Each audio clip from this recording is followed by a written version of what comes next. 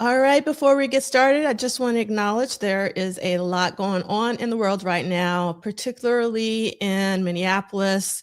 There are a lot of resources that you can donate to with standwithminnesota.com. And with that being said, we are going to get started with what did Prince do this week? Week 6. And this is a very slow read of Duane Tudahl's Prince Studio Sessions book series, as well as a Saturday salon. But before we get into our housekeeping, we want to make sure that we welcome back the one and only, there'll never be another, Michael Dean. Hey, good morning. Good morning. Welcome back. Welcome back. And first in the chat this week, we got Andre Staley. What up, though? And happy Black History Month. That's what I'm talking about, Andre. Yes. Yeah. We got Cassandra Bradley, our AT-alien, and we got Anna B. Good morning, book band. I love this. A book band as you enter the purple stage. That's right, Anna B. We got April from Tampa. We got Boombox Guru. We got Sister Charles from H-Town. We got Nick Felden from Denver. We got LTKK. Hello, Syracuse and the world. My name is LTK, and I've come to read with you. That's what I'm talking about. I love this we got going on today. Love this. Love, love, love. Anna B started it, and LTKK has kicked it out of the park. And we got RTL 49 from Chi-Town. Today is RTL's birthday. Happy birthday. Happy birthday. Yes, and I love this. Thanking God every day. We hope that you have an amazing birthday today. I hope that you celebrate the entire month. I'm really big on birthdays. Yeah. I know Prince wasn't, but I always love birthdays, whether he liked them or not. We celebrate birthdays, so I love that. We got Drea Dances. Yes, we got a fellow Chicagoan in the house, RTL.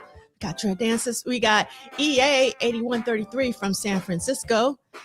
And did someone say Chicago? LTKK says he lives there now, but was born and raised Southside. And we have Christina from Minneapolis. I have family in Seattle, so go Seahawks tomorrow. I don't know what that means. Do you know what that means, Michael? The Super Bowl is tomorrow. Oh, okay. I didn't know that the Super Bowl was tomorrow. Yeah. Okay, all right. And Super Bowl is football, I think. So this is the end of the football season, right? Yeah, this is the championship game. All right. Okay, here we go. We got somebody who can school me about football. C. Lee, what's happening? I was going to ask if Brother Dean was going to go to the Super Bowl since the Seahawks is in it. He's looking like, you know. I mean, I'm nothing against the Seahawks, but just going to the Super Bowl. No. He was looking like, oh, the Seahawks there? What did that How much are them tickets? Yeah, that's the other thing. Yeah, them tickets started 2,000. Oh my goodness. Yeah. Jeez Louise. Yeah, start with that. Here's the funny thing. The very first Super Bowl, at the last second, they had to run out to the street and get the tickets away. Really? What? Yeah. Here's something people don't know. I didn't know. College football until the mid to late 70s was actually more popular than professional football. Oh, wow. Yeah, see, they've been playing, look here, two things in America. When they ended slavery, they started playing college football and professional baseball. Those are the two oldest things as far as leisure and entertainment. So yeah, so for years, college football was much more fun. So now that the Super Bowl tickets are $2,000. Yeah. So there you go. What up, Ted? What's happening? Hoodied up. What up? I love this purple decor you got going on. It's fire. Long live Pretty Ricky. Yes. Yeah. Look like you about to go pull a move or something. What you get? Man, look, I was actually about to go out and get my workout in. I'm raggedy. But I said, man, I gotta come and holler at my people because I ain't been in there in a minute. We appreciate that. Yeah, man. For and sure. I don't know anything about is there a soccer game or something going on tomorrow? Stop it.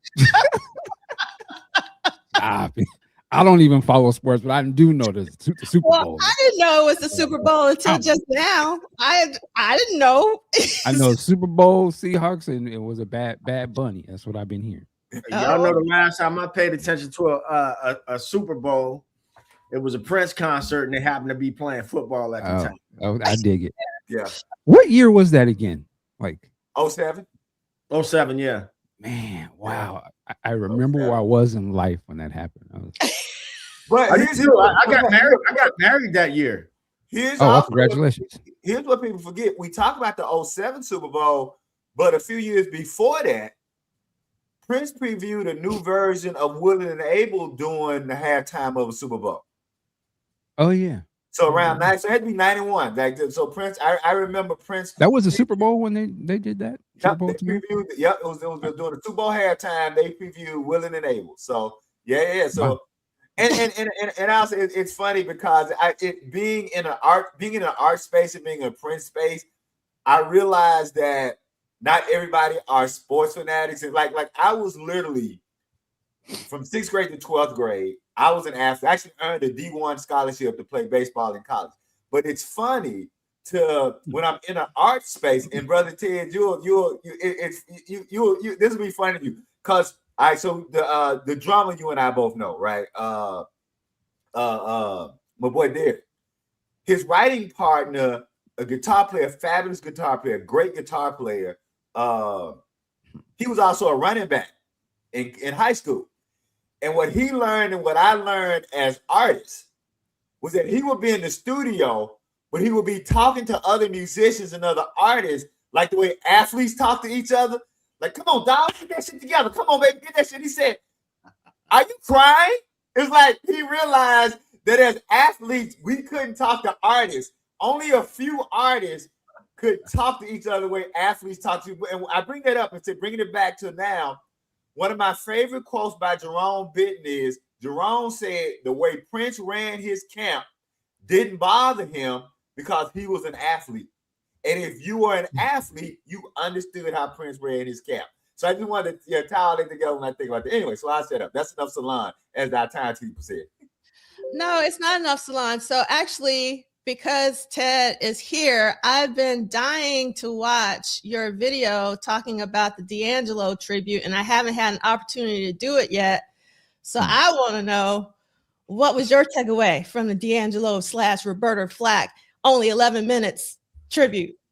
I dug it. I think I wish the D'Angelo portion was longer. I know they were trying to film a lot in the one spot. It was moving to me. I felt it. I didn't dig too deep off into it, but it was cool. It was cool.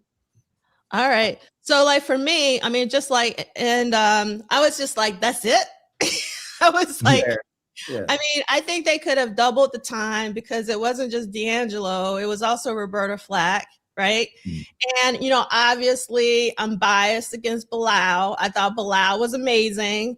And I was like, why didn't just Bilal do the entire D'Angelo tribute? Because I'm biased. That's just me. And so, yeah. But I was very happy to see that they, gave tribute to Jelly Bean, as well. And it would have been nice if they would have like snuck in like a time song in that D'Angelo, Roberta Flack. Yeah, for sure. What other when are the Black Awards? When are they this year? The BET Awards? Yeah. I said the Black Awards, like, Afrocentric award shows. I don't really watch award shows anymore. Yeah, I don't. So because my wife goes to the NAACP Image Awards every year, those are usually in the summer. And if you remember, the award shows on BET are kind of up in the air. Remember, they paused them because they are whatever they need to do. So that's why you don't, because that's really why you're asking the question, Brother Ted, because you hadn't heard anything about them. Because BET announced that they were reorganizing and trying to recalibrate their award shows. And then again, like I say, the NAACP Awards, which will be hosted by Deion Cole again, are usually in the summer. The only reason I know that is because my wife flies out to LA every year because she's a secretary for the Mississippi NAACP, which means that she gets to go to the National NAACP Image Awards. And I've never used my ticket to go because I'm arrogant. I will admit I've never, because as an artist, I always said that I didn't want to go to an award show if I wasn't nominated. And I'm a writer, and they have a literary category. And I know that's arrogant, but it's just something about me like, well, you know, it's an award show. They're celebrating artists. Don't be like that. Don't be like that. So I've never had it. So I have literally a free ticket to go to the NAACP Image Awards, and I've never used it. Anyway, that's enough of that. And just to say, it's actually the BET Hip Hop Awards and the Soul Train Awards is the ones that they've sort of canceled, not the actual BET Awards. There we go. Yeah.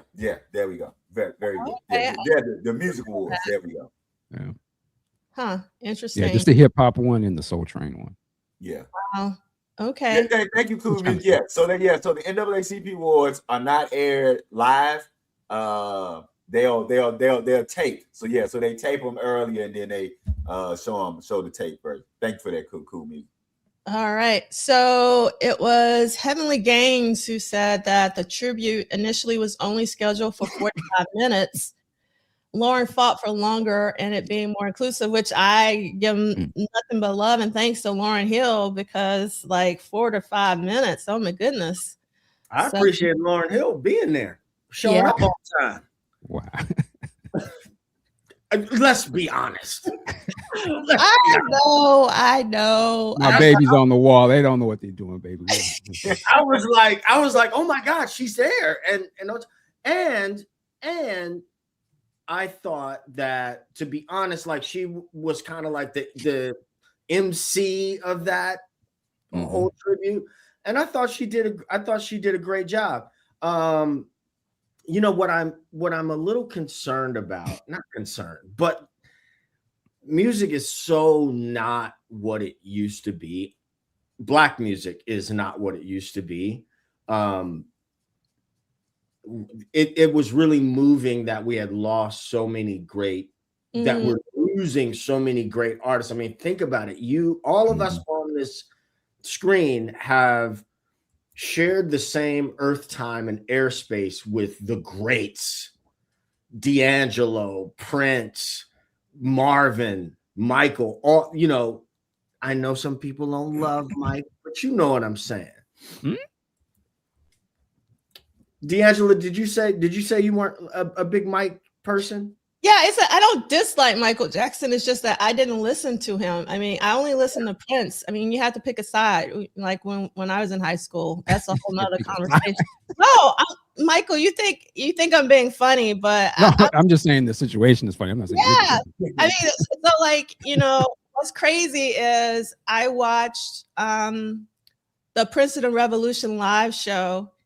And I felt some kind of way when I saw someone in the audience with a Thriller jacket on, because during that era, it was so Michael Jackson versus Prince at my high school.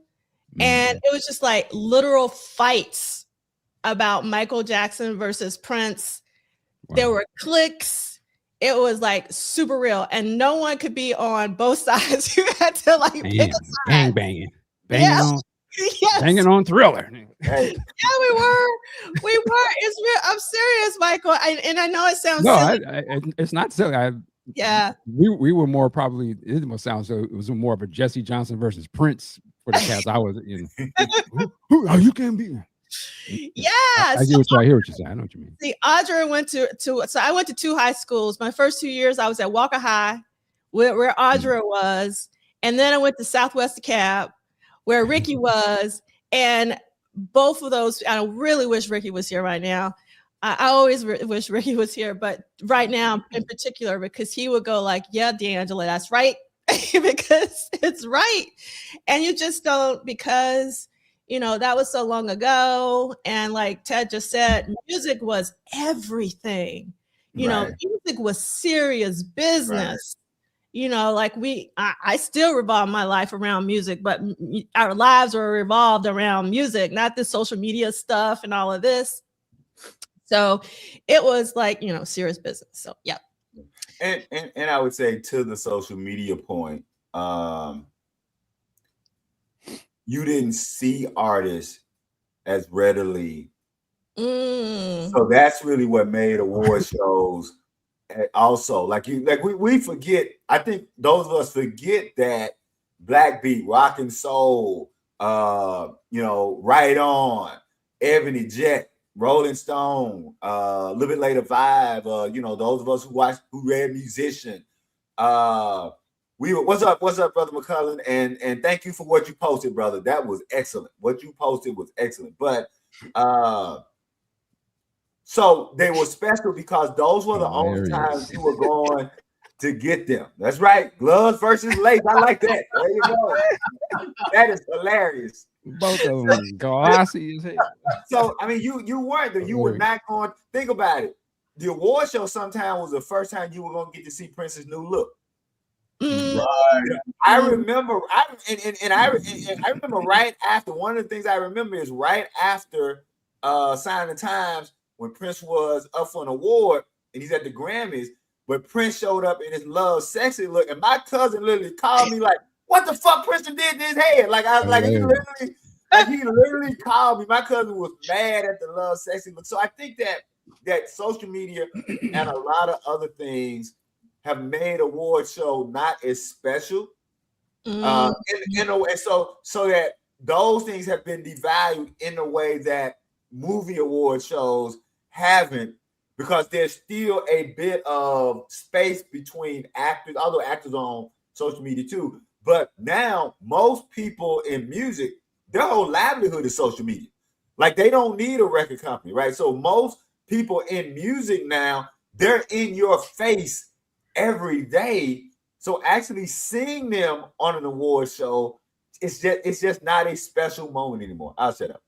I wanted to just go all the way back to, we were talking about the Michael versus Prince. And I wanted to say, I think for all of us that's on here, we can look back at it now through some life experience. And we done lived through a couple of cycles of artists. Obviously, like we said, the music is totally different how it's, seen, at least from our perspective today.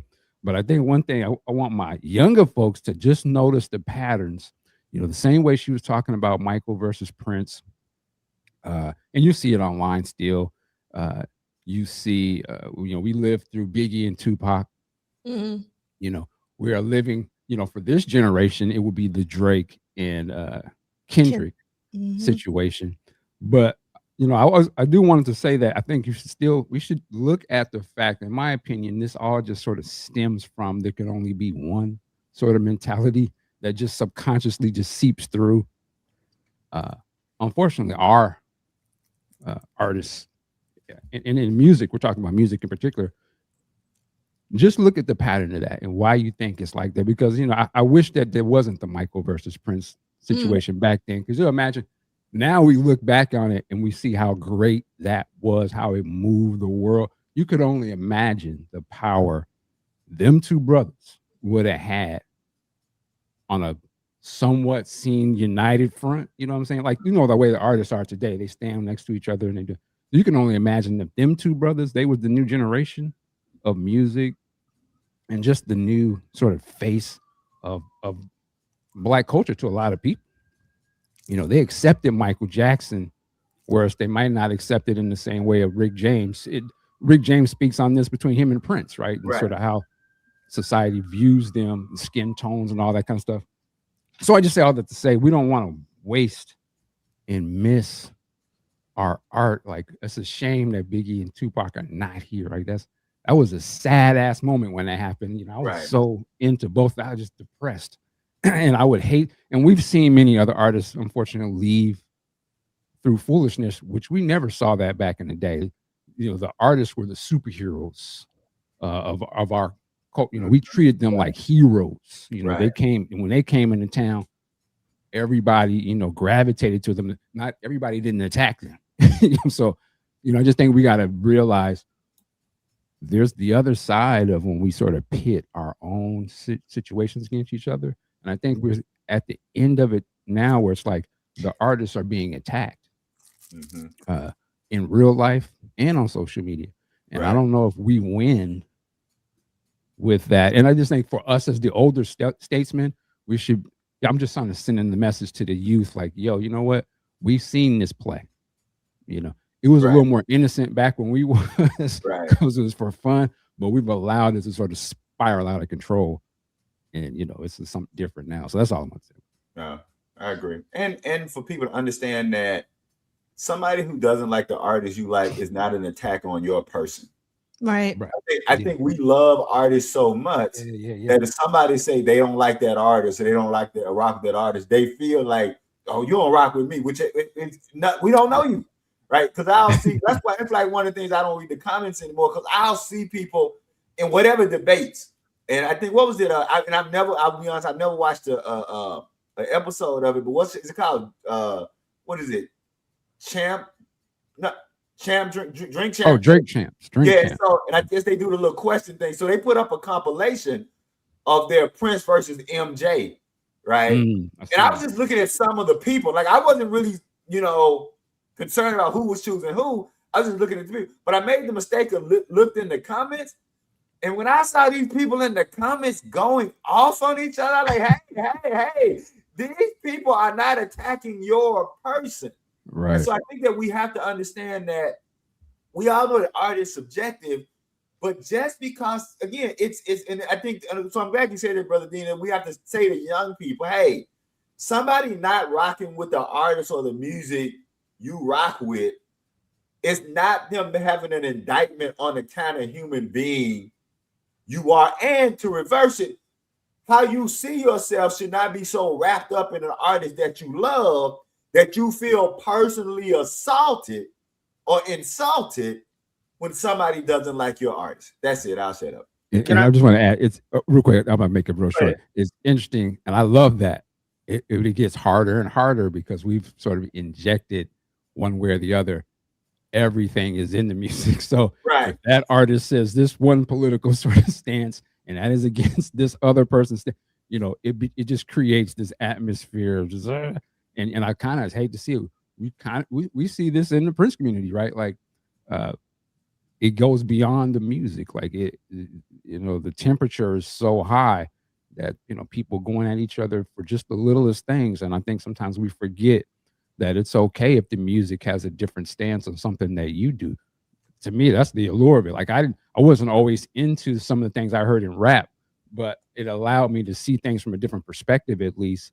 And I said, I don't agree with their stance, but why I never knew the circumstances behind some of the situations. So I just wanted to add that. I want to say that something special about Prince, and I'm gonna say this in light of like the names in that whole controversy with them files. You know what I'm talking about?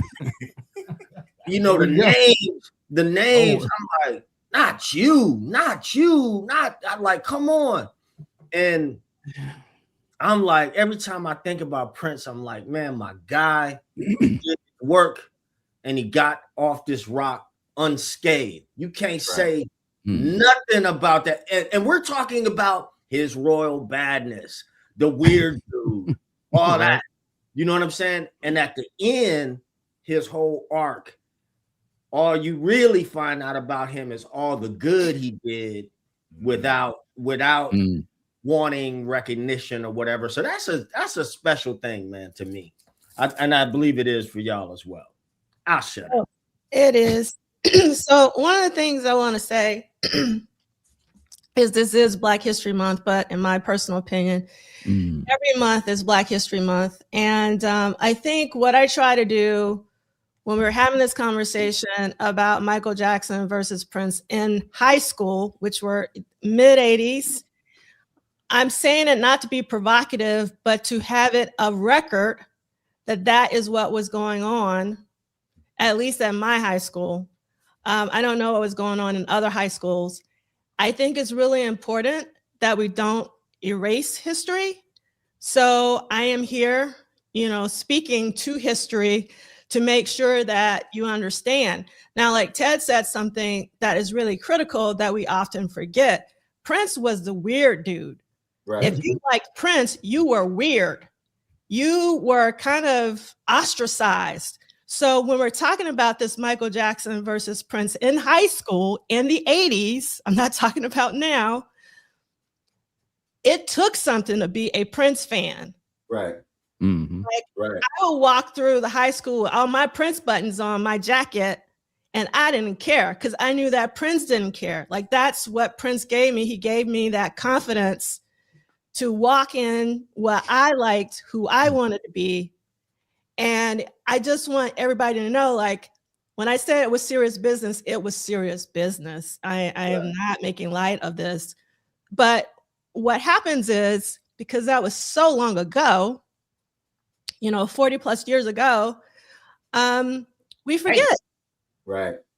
And I just, I think it's really important to remember this context because we're so far removed from that time, we think that Prince was always like, had a flower bed of roses. Prince didn't always have a flower bed of roses. And the people who actually liked Prince didn't always have a flower bed of roses. You were called a freak because you liked Prince. Right. You were called a weirdo because you liked Prince. That was real. That I didn't make that up.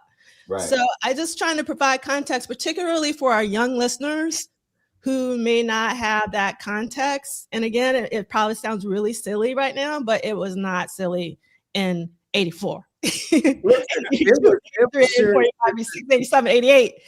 It wasn't funny.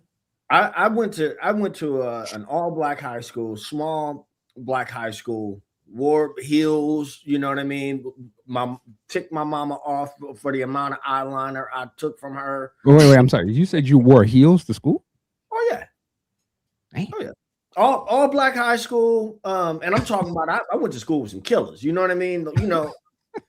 But interestingly enough, these same folks, friends on Facebook, and a lot of them will be like, they will talk about the admiration for being able to walk into that environment and be the weird dude. You know what I mean? It took a little bit to, and I'm not patting myself on the back, but you had to, sometimes I'm walking to school, you know what I mean? And my heart beating out my chest. I'm like, who am I fighting today? You know what I'm saying? You say, couldn't nobody tell you nothing. Right. Man, listen, Linda. Listen. Y'all don't want me to pull out that prom picture, boy. Man, yes, we do. This prom picture. My man was rocking the heels. Okay. Hey, you know what? Oh, Sheila, you dig? And I mean, I think that point we talking about the timeline, because I always like to correct the timeline. Because I'm like you, it bothers me when people start talking that and they'll say Thriller and Purple Rain. And I need to say for the 1 million time, you say Thriller and Purple Rain, it proves to me that you're stupid and don't understand. Because the album that propelled Prince into that was 1999. And what I tell people all the time, go watch Midnight Stars, No Parking on the Dance Floor video. Just go watch that video.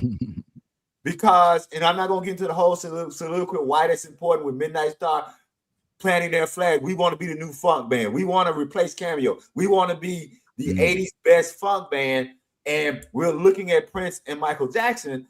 And the Prince that's in the Midnight Star video is the 1999 Prince.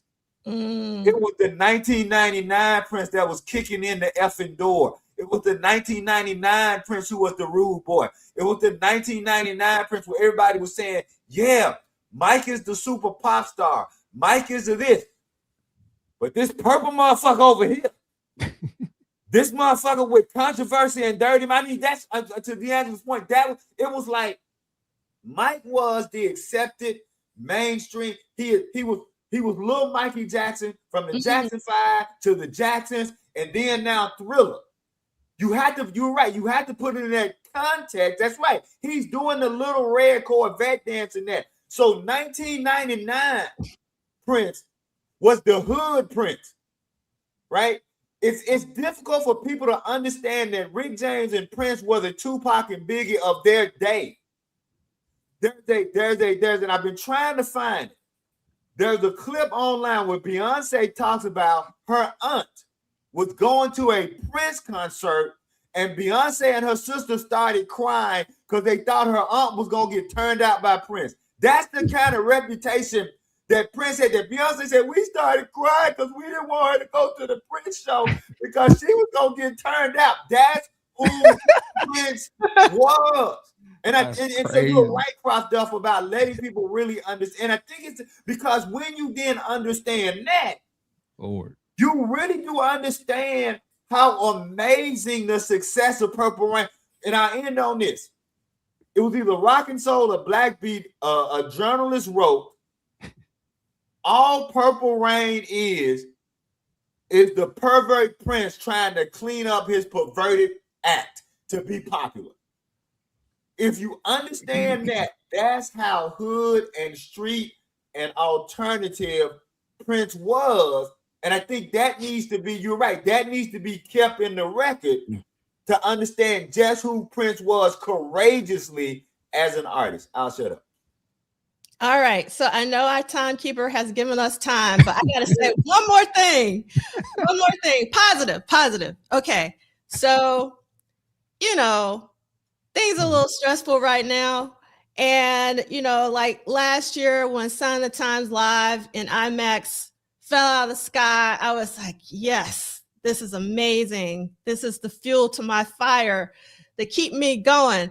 This week or last weekend, whenever Scott McCullough, yes, that Daddy Pop edit, I was like, that is incredible. So as soon as I saw it, I was like, Celie, gotta see this. I was like, Celie has got to see this.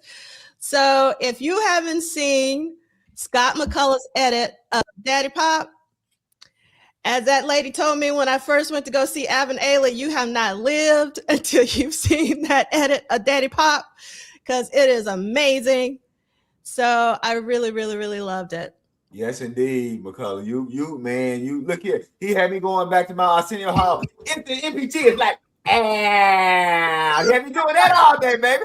Had me doing my Arsenio Hall. Boy, I doing it all day. Oh my God. Yeah. Oh my goodness. All right. Okay. So we haven't even started our housekeeping yet. So let's do that with quickness. Wait, D'Angela. Wait. All right. D'Angela. Yeah. Wait, where's it? Ooh. Oh. Close up on them heels now, honey. I gotta find one with that on it. Katrina got a lot of stuff, and that's not necessarily a bad thing. Oh, you look suited and booted. You look good on there. You was clean, brother. You was clean. Yeah. My little Apollonia baby on my arm. Oh Lord. So Ted, I just put something in our private chat. Do that so I can share it with the peoples. Put you on blast. Yes, we want to see that. We want to see that a little bit closer. You look more like Obama. Lady cab driver, Ted says you look more like Obama than Prince. You was doing early Prince as Brian Gumble. That's what you was Right. Right. Oh my goodness. All right. So let's get started. Ted's gonna come through. I know. All right. So this is week 6. I can't believe we're week 6 already. What did Prince do this week? I am so happy to be here with my brothers. And we're going week to week, not day to day. One day you'll figure that out. And this week we are reading Monday, February 3rd, 86, to Wednesday, February 5th to 86. So Kim, just so you know, we don't have that much reading, so we can salon all day if we want to. And we are reading this book, and the paperback one is the one that has Celie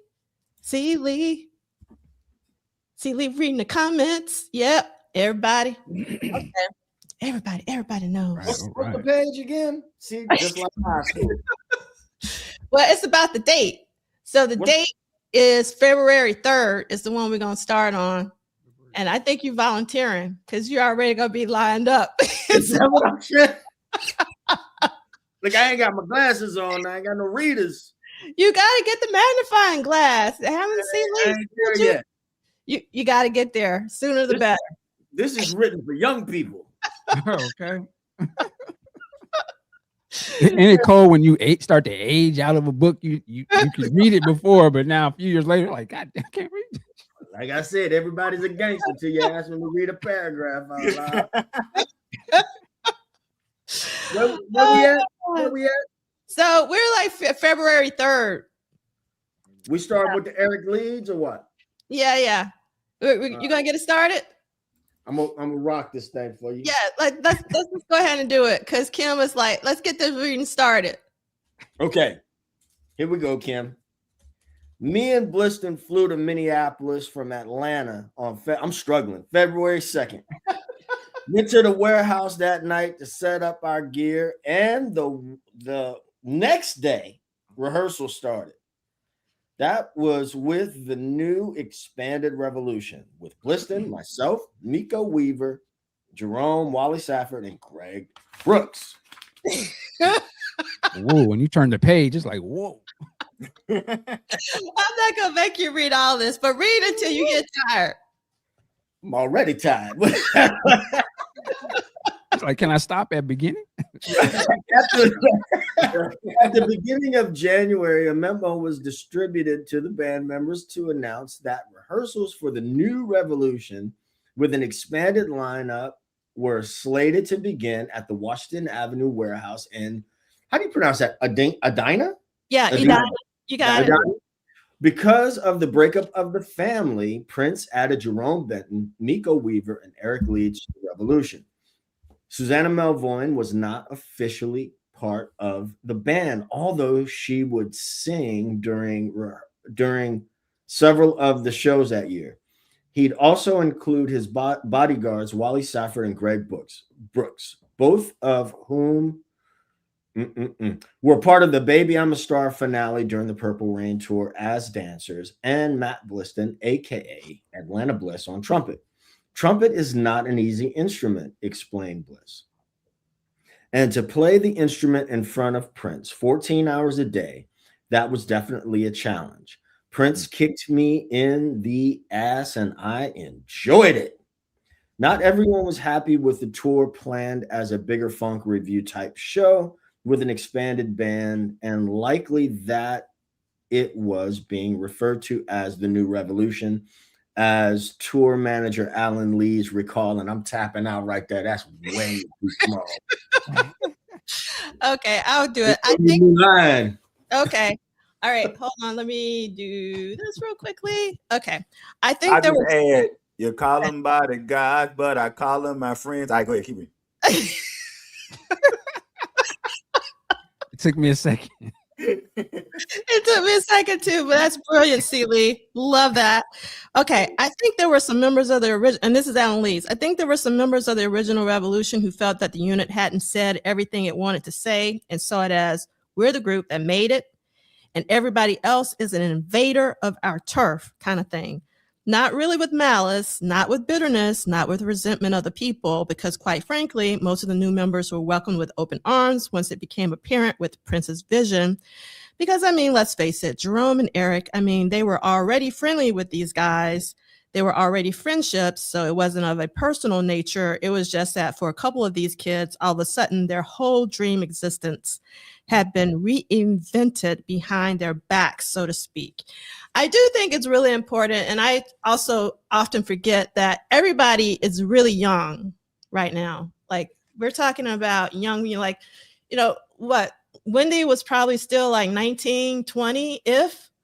So you have to keep that in mind. He never announced SHIT to us, declares Wendy. It was at rehearsal, and they were behind me, and I kept going, well, when are they going to get out of my space? They're right behind me next to my amp, and I'm like, what is happening here? But we were like, all right, we'll just see where this goes. The boss brought us in. It was the boss's idea. It was the boss's journey. And how could the boss be wrong when the fans love it? As Jerome explained in 2017 to me, D'Angela Duff, on her Behind the Film podcast. Thank you, Duane, because that was one of my favorite conversations. And at that time, Jerome wasn't talking to a lot of people. So I was very, very honored that he would talk to me. I was there to help have fun, and I did my job, and I loved doing my job.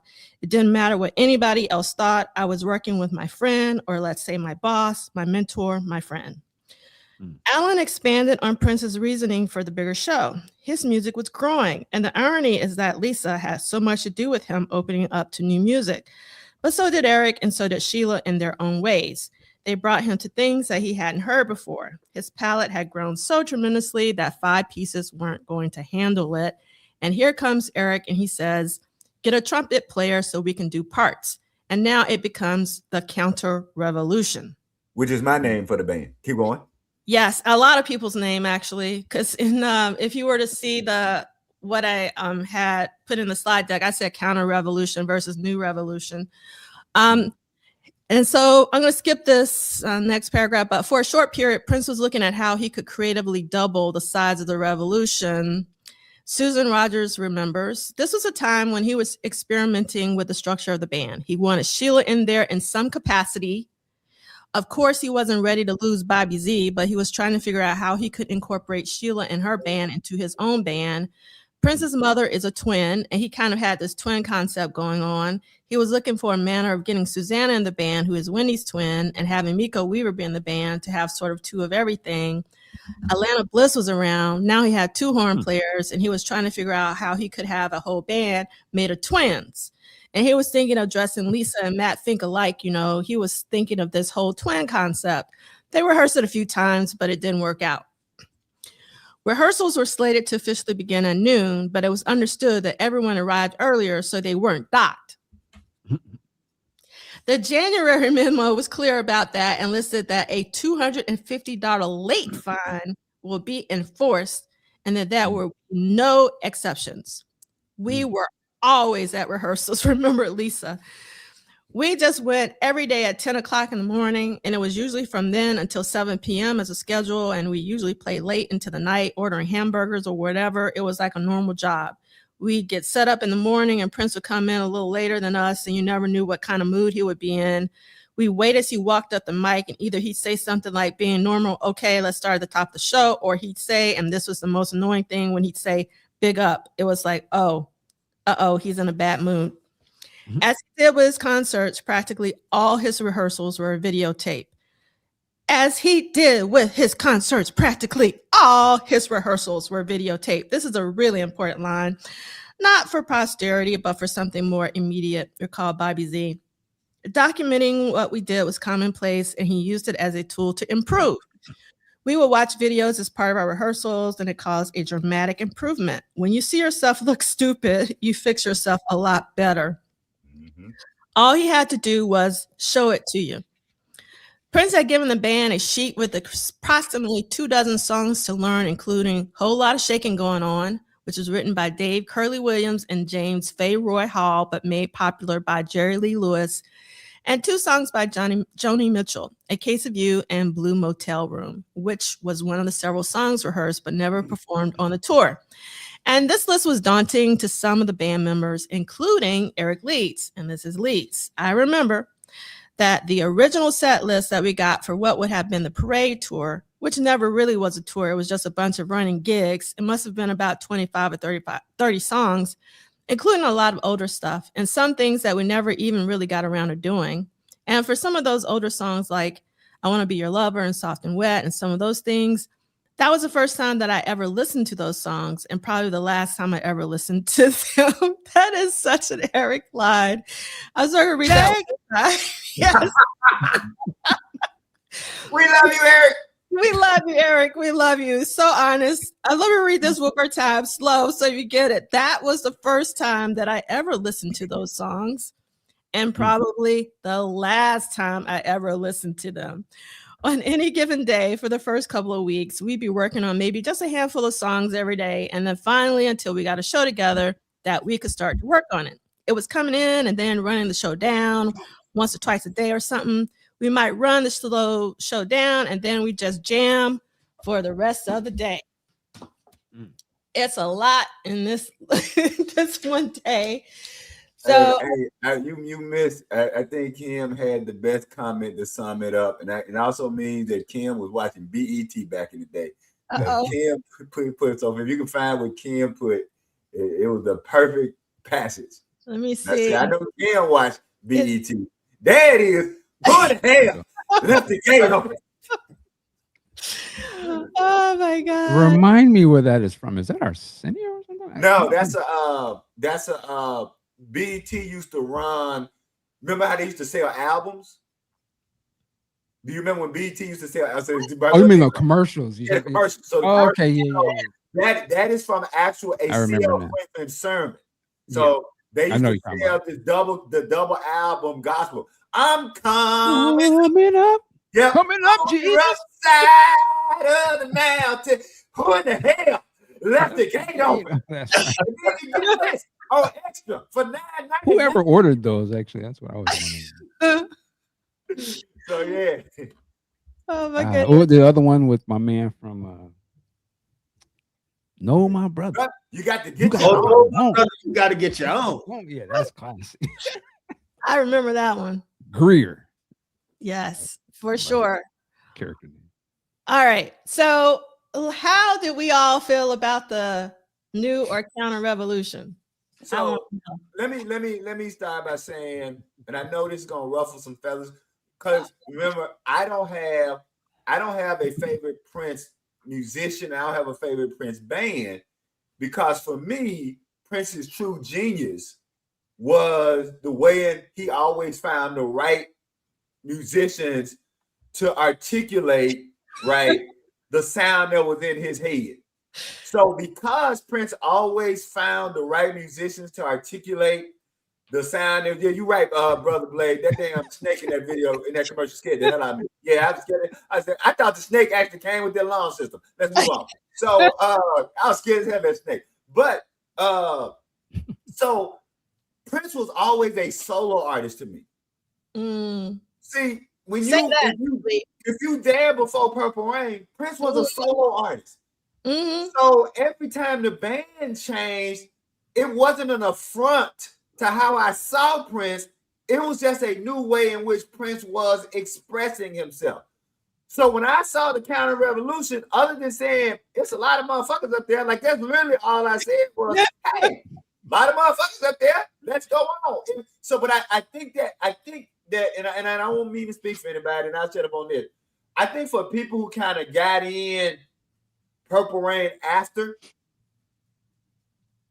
they knew the revolution for them was kind of part and parcel Prince. So I get that for people who came in at that time, it's kind of like let's do this. It's kind of like DC and Marvel origin stories, and I'll give you an example. My favorite Batman origin story is actually not the original origin story. My favorite Batman origin story is that his parents were killed by Jack Napier, and Jack Napier eventually became the Joker. That's the origin story that a lot of people know, but that's actually not the original Batman origin story. So I get it if for a lot of people, Prince and the Revolution is their Prince origin story, but my Prince origin story was Prince as a solo artist. Therefore, him changing the bands didn't ever impact me the way it did a lot of people. I'll shut up. But Seeley, back to the whole sports analogy that you were using earlier.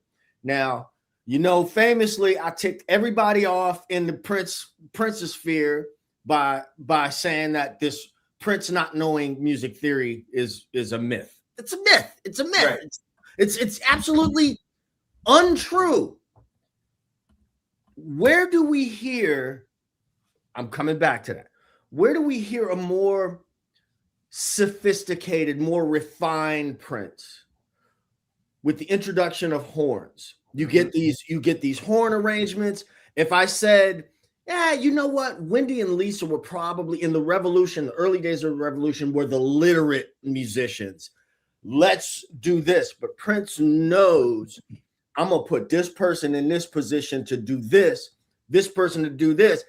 And here's the thing about the theory thing that drives me up the wall. I know it's a little bit, a little bit of a side quest here, is that music is the only field where ignorance or illiteracy is praised. And I'm like, or like given to like some sort of osmosis. I'm like, look at the people that Prince hired, especially later on. Okay. All of them, Ron, all of them, these people with deep jazz backgrounds. And then let's think about Prince's work ethic and his ego. You think for a minute that Prince was going to let any one of them people know more than he did? Right. That doesn't make sense. Sorry, I'm a little passionate. It was a little side quest right there. But I agree with you, Celie, about the origin story, because it was, soft and wet. I want to be a lover, dirty mind, all that. And everything else is just, he elevates himself to this, this quarterback. You know what I mean? This quarterback and then a coach. I'm just putting you where I need you. I'll shut up. Which to this point, and I know Prof. Duff talks about this a lot. Prince also doesn't get enough credit as band leader. I would love to see an article or even a book about great band leaders and Prince be included. And I don't think that we've actually, when people interview people, they talk about Prince, and to talk about all the people playing this band, purely talking about, because they'll talk about Prince as songwriter and producer, and how Prince worked with the musicians as songwriter and producer. But I would love to hear Levi and Sheila and even Eric them talk about Prince as band leader. And once Eric get past Body Heat, I'm sure he's gonna have a lot to say good about Prince as band leader. All right, I'll say that again. All right. So one thing I was going to bring up later that I had at the end of the slide deck, but I'm going to go ahead and bring it up because this actually ties into what Ted is talking about. I've started watching it. I'm almost at the end of part 1. I haven't gotten to part 2, but what Chris speaks about here is in part 1 of the interview that Sheila did with Sean Stockman. It's a really good interview. I wish that this is my first Sean Stockman interview. I wish he would allow Sheila to talk more. I don't know if he does this with all of his guests or if he does. Yes, he does. Okay. So one of the things that Sheila says is that, she's not able to read music. And so I understand that point that you're making, Ted, is that, some musicians, see it as, I don't know necessarily if she said it like as a source of pride or whatever, but there is that narrative of, theory versus non-theory musicians, which I find very, I don't know. I just find it odd. And I'm with you in terms of Prince New Theory, because he was calling out chords all day long. If you listen to any of the rehearsals, so I mean, if you don't know what theory is, how are you going to be like calling out chords and stuff? And then another thing too, like if you've ever seen or heard Prince in rehearsal when he takes over somebody else's instrument, if he didn't know theory, how would he be able to just like jump right on in, double Dutch? He just no man that says that is, and we can all agree, no man who says I am music right is gonna be illiterate to theory. And I want to speak to reading music, being a quote unquote literate musician.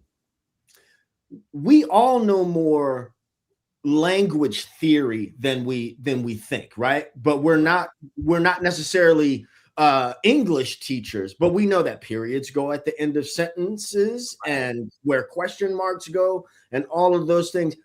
Did Prince have a need to read music like someone else? No, absolutely not. It doesn't mean that if you sat quarter notes and eighth notes in front of him, he wouldn't know what those were. Right. Or Sheila or anyone else. But I think it's dangerous to younger musicians, particularly. It was dangerous for me as a younger musician to think, oh, well, you know, so-and-so didn't read music. And the truth is that some of those people, like Louis Armstrong didn't read music. Louis Armstrong didn't have access to being able to read music, but if he had access, something tells me he wouldn't be like, I'm gonna skip that class. I'm gonna just do it.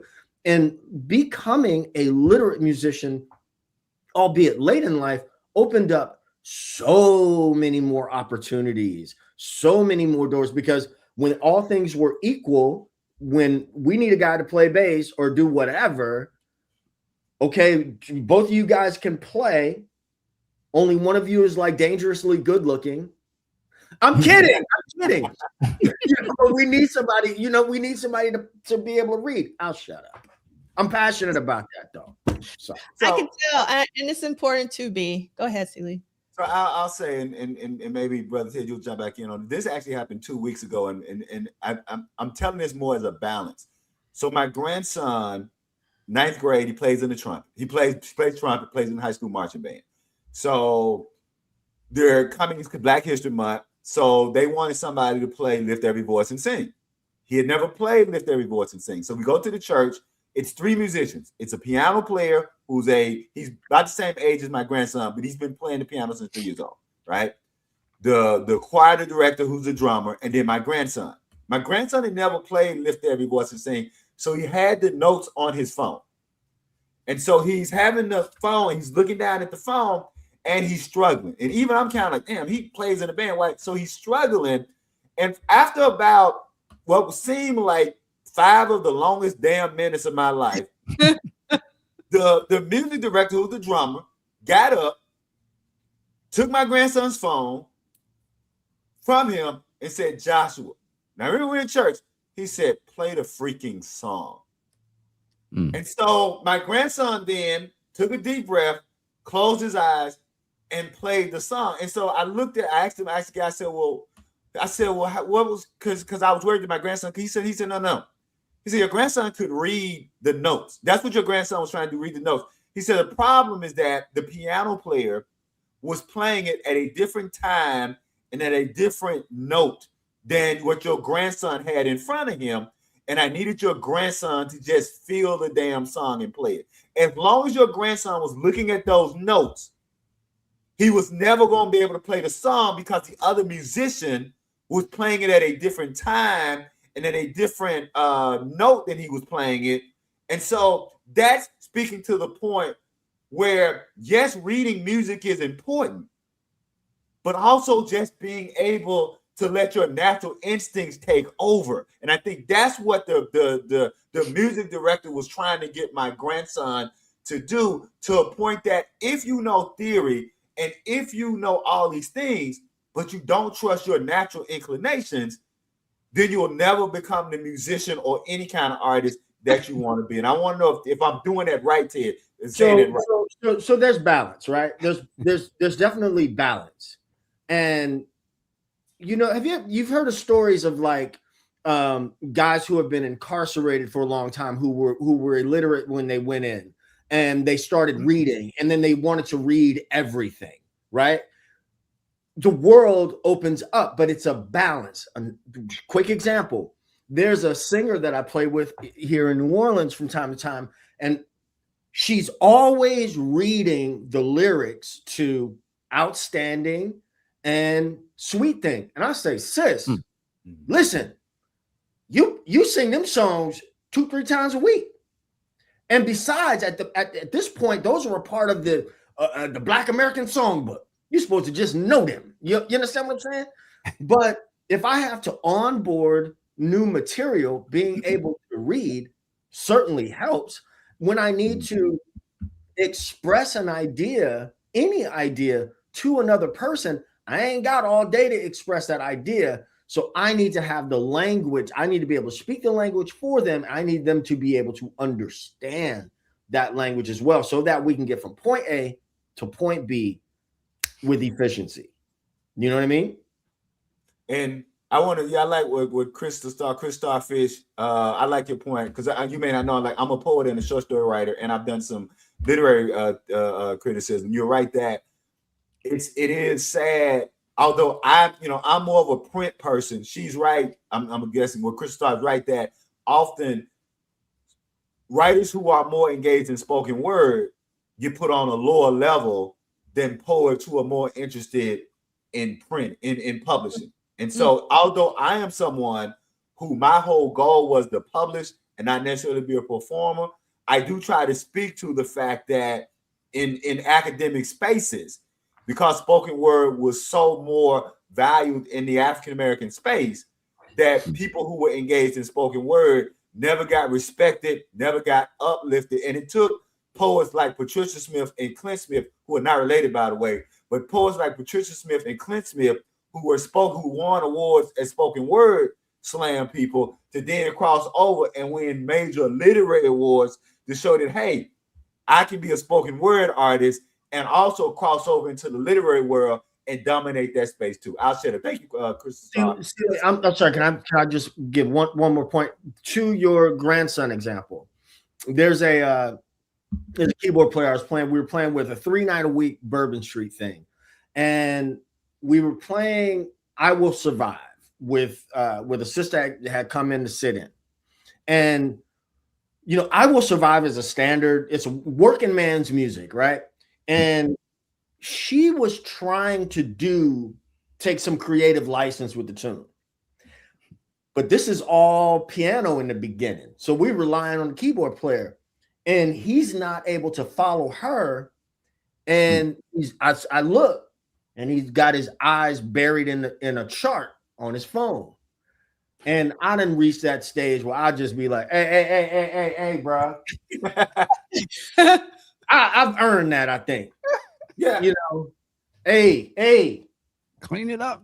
Hey, your ears still got to work, player. I mean, so there's balance. There's balance. And to that point, I know, and I'll close it out for me on this. I love Miles Davis' autobiography. One of my favorite stories from Miles Davis is when Herbie Hancock got the gig to go on the road with Miles. And so Herbie had learned all the songs. He knew he was jamming. He knew he was smoking. And Brother Ted, he said, every night we playing, we cooking. He said, every night we get to my part, and Miles is looking over his shoulder like he's disgusted.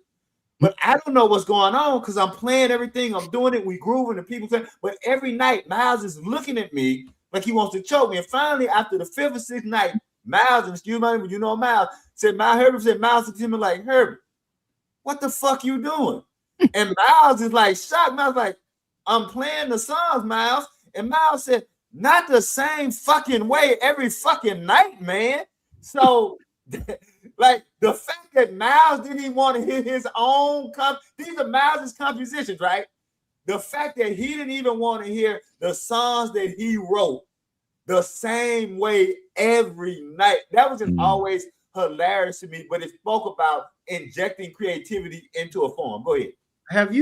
D'Angelo, you're a professor. You guys hit to this 4 stages of consciousness? No, I'm not hip to it. So like you're on the ground level, unconscious not knowing. You don't know what you don't know, right?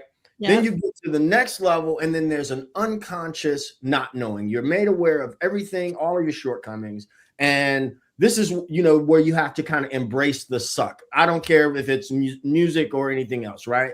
You embrace the suck, and then you get to the next level, which I think is what you're describing, Celie, with Herbie Hancock, is that you're at a conscious knowing. You're good, you're competent, but every time you go to perform that act, you're thinking about it. And what we are all striving to do, I think, like riding a bike, is get to that unconscious knowing where whatever it is that you do, so well, you can do it without thinking. I'll shut up. So there's a really good book, and I cannot pronounce this guy's name. I'm going to try, but the name of the book is Flow, and it's by Mihai Csikszentmihalyi, if I'm pronouncing his name correctly. And it really talks about when you get in, if you are a creative person, that you always are seeking to get in the flow state, when you are no longer thinking and you're just really embodying whatever you do, like you don't eat, you don't sleep, time goes by, you don't even know, you're just like in this flow state.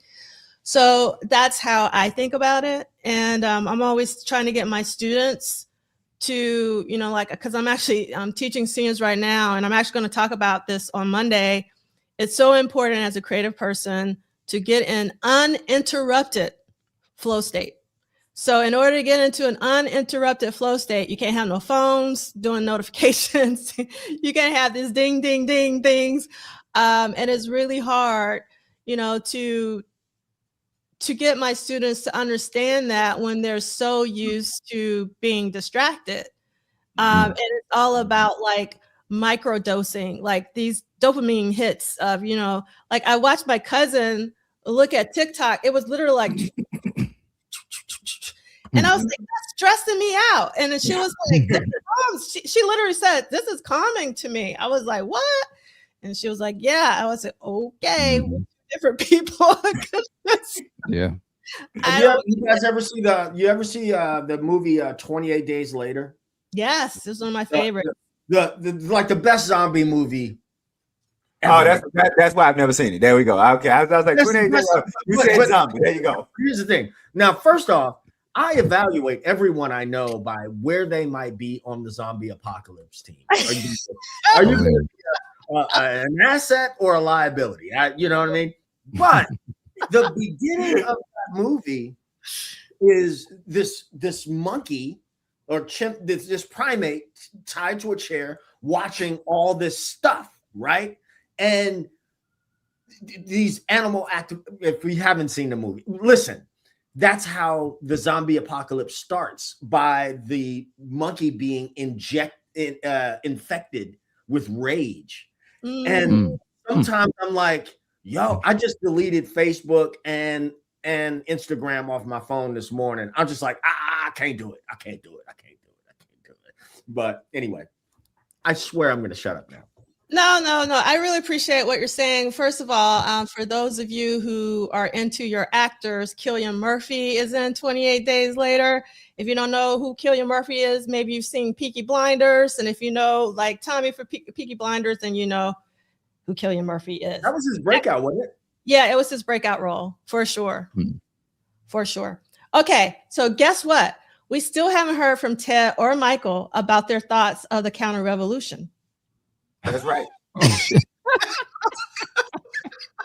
We were way off the big fan. I agree with everything you said. In the spirit of keeping it moving. No, we only got one more date to read. We got time. Well, I mean, I love I guess the counter-revolution, the parade band. I mean, that was my jam. That was when like I said, I came in on Purple Rain, and when I saw the Christopher Tracy and all that, that was like, that's my shit right there. Because for me, I really loved, I think my first thing that I fell in love with for real was Possessed from the Syracuse. That whole sequence, Irresistible Bitch. I was like, I'm on that. It reminded me when I saw Prince live for the first time. That was what I was shocked of. I mean, as much as I love the movie, and again, as I said before, Prince to me was a movie thing initially. Like if you went to go see Avengers and that just became your world, that's what Prince was to me. But he was actually he was the Captain America for real, right? So to see him in person in the Tacoma Dome and he starts jamming, like unlike they was really jamming in the movie, I was like, yo, this dude is, this is something different. So when he gets to that point with them, Eric Lee's and all them, that was the template for me. So yeah, if you want to get out now and dance, it's cool. Yeah, all that that spoke to me. So I was like, it was just more of that and even better. And like somebody said, you could think it was classier or it was just more sophisticated funk, but with Prince stuff on it. So it was just, and then it keeps evolving with Sign of the Times, and where I live, and I still live. So, I loved it, and I love the revolution. It's ridiculous, But you know, I think what Celie said, it was all about Prince and was Prince's growth. And so that was where Prince was going. And to me, I didn't think nothing of it. I never even thought about the band members switching out. And you know, it wasn't until I read books like this that I even knew there was any sort of drama between the members. I thought everyone was just having a great time. So from the outside looking into it, it just looked like it kept getting better and better. You know, I never even questioned it, to be honest. Which I can think back now. When I talk to people and stuff, and they're, you know, they would question why was Andre Simone not there and Brown Mark. And I know that now looking back, I see there was a lot of problems with that, from the fans' point of view, which I can understand. So I get it, you know. All right. I love this era. I mean, Prince could do no wrong in my opinion, but Eric Leeds and Atlanta Bliss, what they brought, I was fascinated by the horns. And my favorite horn arrangement was that breakdown, the horn arrangements for Another Lover. Oh.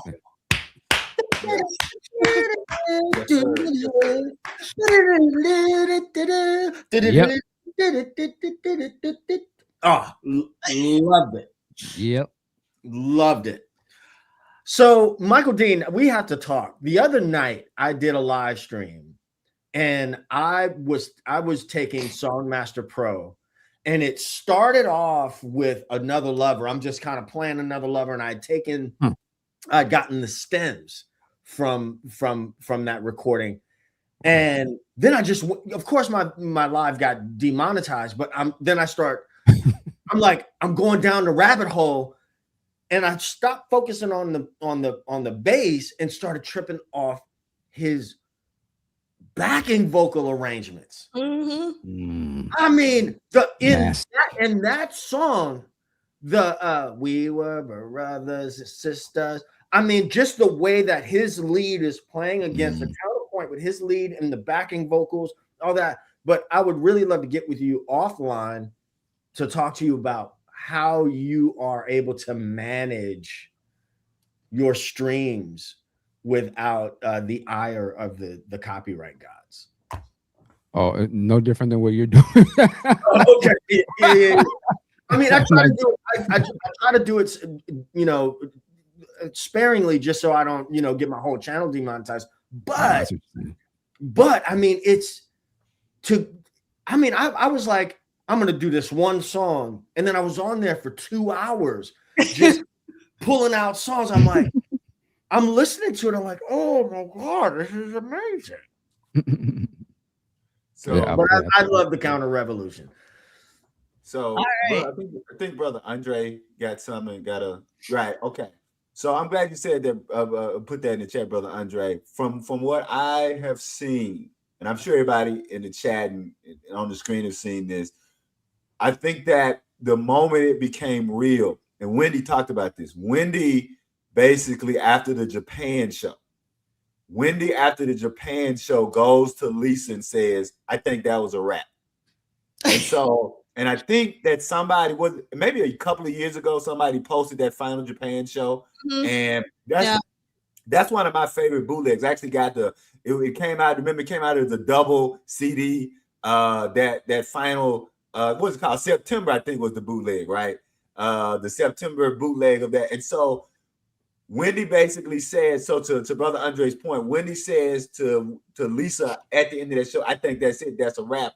And Lisa's like, no, I don't think so. And I don't know how many days or weeks or so later, they got the call from Prince that he was. So I don't think that the formulation or the expanding of the band, they saw the writing on the wall. But by the time, when Prince tossed that guitar, when they got to that show, something for Wendy clicked and was like, yeah, this is it. And for me, that's just one, again, I'm sure that had to be, you know, not bittersweet, but, you know, a difficult moment because they had been on that journey for a long time. So although I'm looking at it from my perspective of Prince was a solo artist, I don't ever want to discount the real emotions and time that the musicians had put in, particularly those early musicians who had been there, to ever discount the way that they would have felt, because they're human beings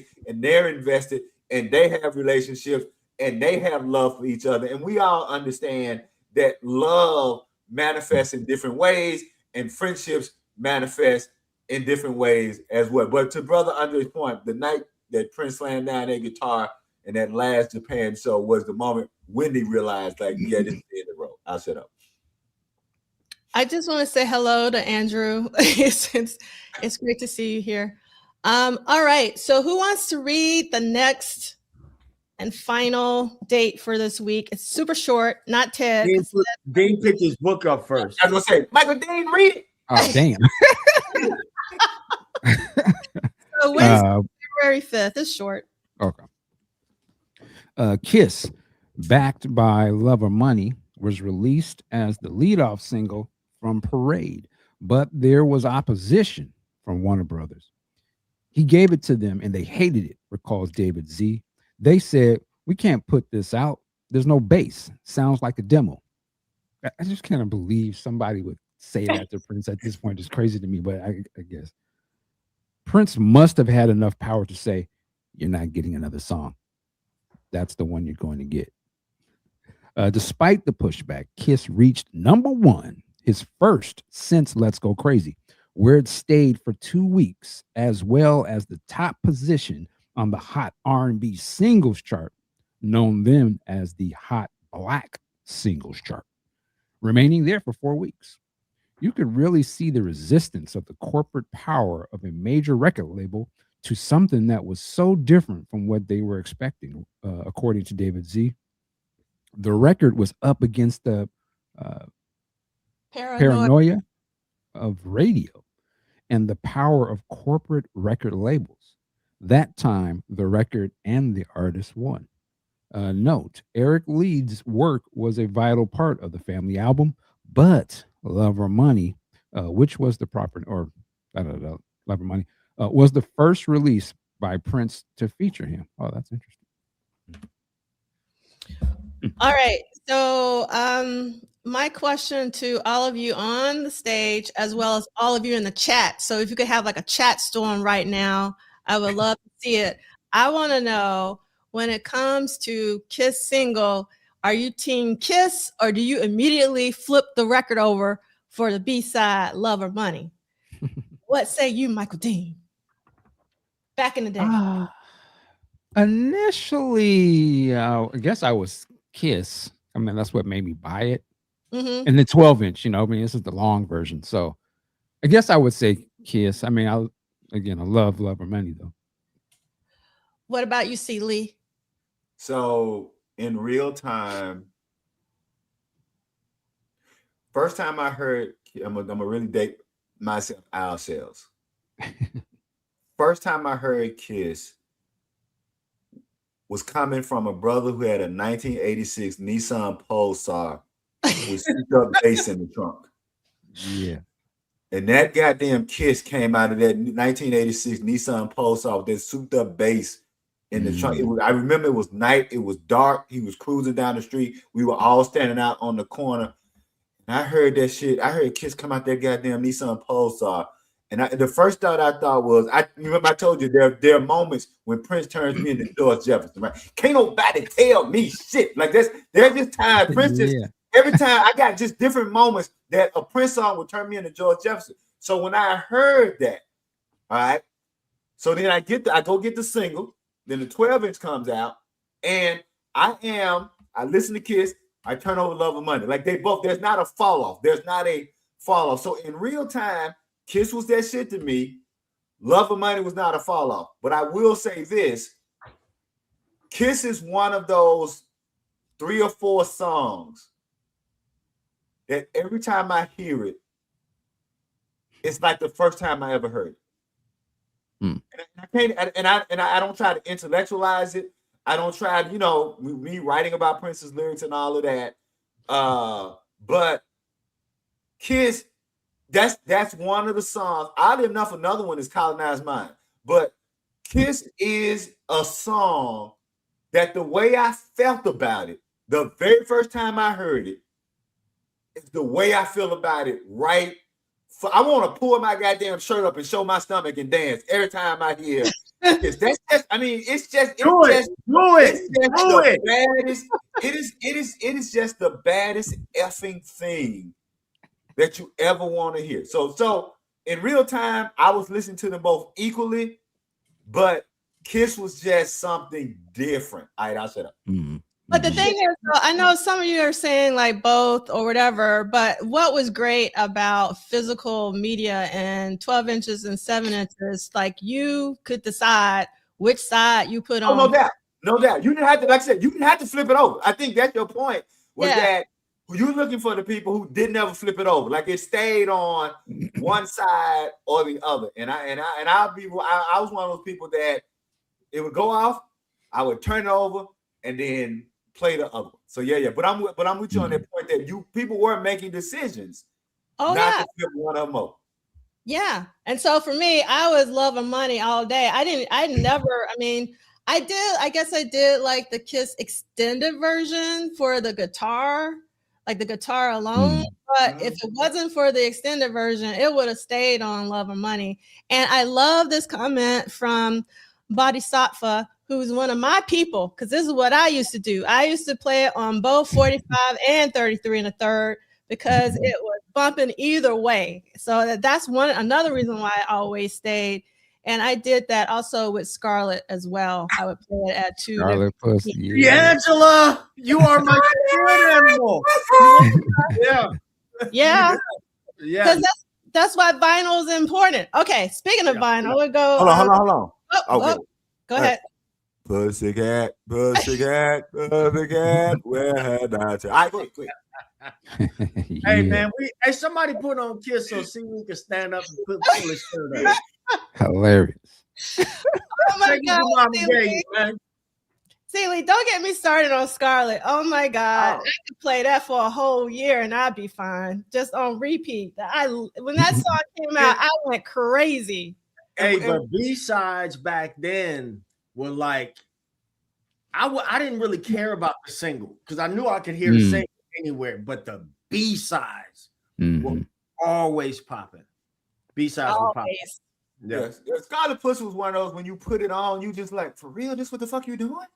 You this motherfucking nasty, this motherfucking bad dude? Like was you like this? Hilarious. With the headphones on so your people couldn't hear?